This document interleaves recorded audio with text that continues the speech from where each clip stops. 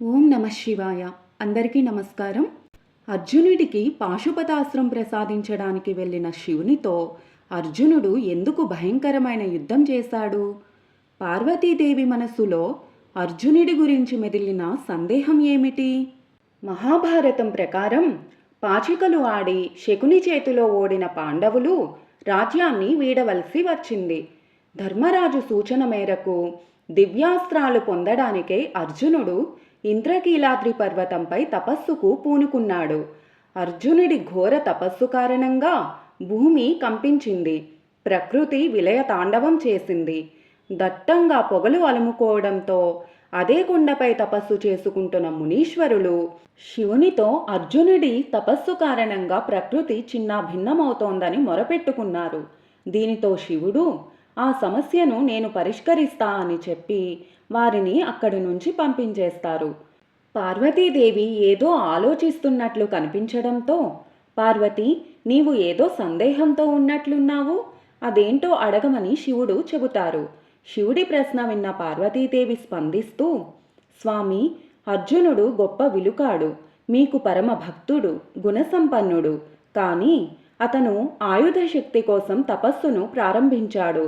ఎంతటి వారికైనా ఏదో ఒక లోపం ఉంటుంది.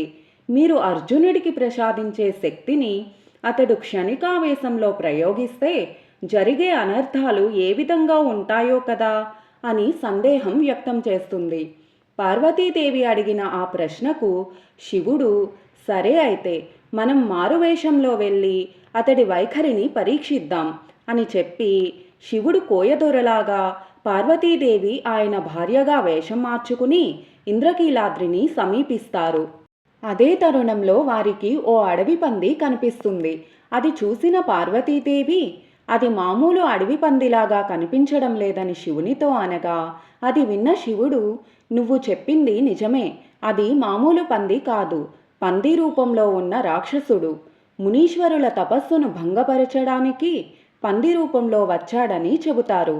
వెంటనే ఆ రాక్షసుణ్ణి చంపడానికి శివుడు విల్లు ఎక్కుబెట్టగా అది చూసిన ఆ రాక్షసుడు పారిపోతాడు. అక్కడ మునీశ్వరులు తపస్సు చేసుకుంటూ ఉండగా ఆ పంది రూపంలో ఉన్న రాక్షసుణ్ణి చూసి భయంతో పరుగులు పెడతారు. అక్కడే ఉన్న అర్జునుడు మాత్రం తన విల్లును ఎక్కుబెట్టి అడవి పంది వైపు గురిపెడతాడు.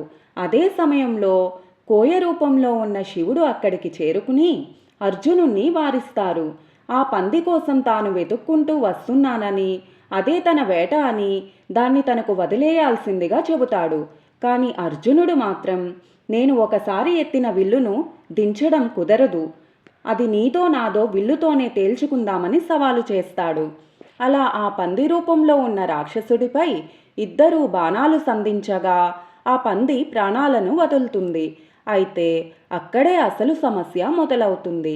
తన బాణం వల్లనే పంది చనిపోయిందని ఒకరు, కాదు తన బాణం వల్లనే అని ఇంకొకరు, ఇలా ఇద్దరు వాగ్వివాదానికి దిగుతారు. దీనితో అర్జునుడు కోయదొర రూపంలో ఉన్న శివునితో, సరే అయితే ఈసారి మనం ఇద్దరం పోటీ పడదాం, ఎవరు గెలిస్తే వారి వల్లనే పంది చనిపోయినట్లు భావించాల్సి ఉంటుందని అహంకారంగా మాట్లాడతాడు. ఇలా శివుని కోసమే తపస్సు చేస్తున్న అర్జునుడు తనకు తెలియకుండా ఆ శివునితోనే యుద్ధాన్ని మొదలు పెడతాడు. ఇద్దరి మధ్య భీకర యుద్ధం జరిగాక అర్జునుడి వద్ద ఆయుధాలన్నీ అయిపోతాయి. చివరికి ఖడ్గంతో దాడికి దిగడంతో ఆ ఖడ్గం కోయదొర శరీరాన్ని తాకి పూలుగా మారిపోతుంది. ఏమీ అర్థం కాని అర్జునుడు ఆ కోయదొరతో యుద్ధానికి తన శక్తి సరిపోదని గ్రహించి మళ్ళీ శివుణ్ణి ప్రార్థించసాగాడు. కాసేపటికి శివుని అనుగ్రహం పొందాడని భావించి మళ్ళీ కోయదొరతో యుద్ధానికి వెళ్తాడు. కానీ కాసేపటికే అర్జునుడికి అవగతమవుతుంది, తన శక్తి ఒక సాధారణ మానవుడి ముందు సరిపోకపోవడం అసంభవమని, కోయదొర రూపంలో ఉన్నది శివుడే అని గ్రహిస్తాడు. తన అజ్ఞానాన్ని గ్రహించి శివునితో యుద్ధం చేసినందుకు సిగ్గుపడి శివుని క్షమించాల్సిందిగా వేడుకుంటాడు. వెంటనే శివుడు అసలు రూపంలో ప్రత్యక్షమై, అర్జున, నీ తపస్సుకు మెచ్చి ఈ పాశుపతాస్త్రాన్ని అనుగ్రహిస్తున్నా, ఇది నీకు భవిష్యత్తులో జరిగే యుద్ధంలో మహాశక్తిగా ఉపయోగపడుతుంది అని చెప్పి అదృశ్యమవుతారు.